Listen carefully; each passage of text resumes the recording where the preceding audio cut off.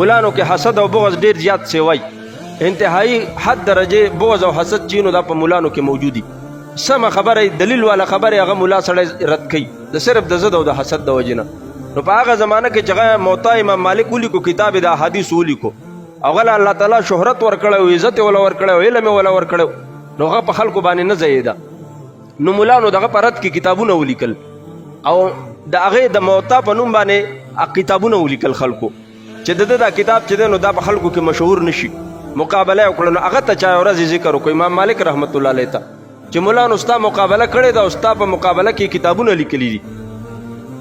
او تا بدنامول غواړي نو امام مالک رحمت الله علیه ورته ډېر خپل خبره وکړه هغه ورته وې ما کان لله یبقى دا خبره ورته وکړه ما کان لله یبقى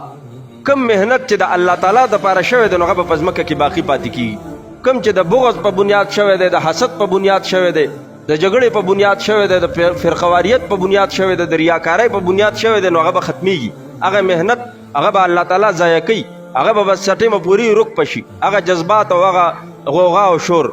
او کم کار چې د اخلاص باندې شوی دی په غلی باندې شوی دی د الله د رضا لپاره شوی دی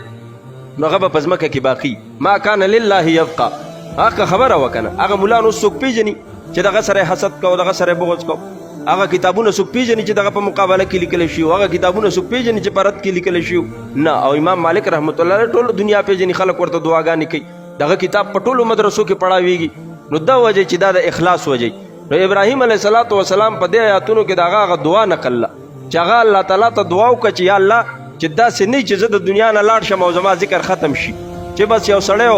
مړ شو ختم شو د دنیا نه لاړ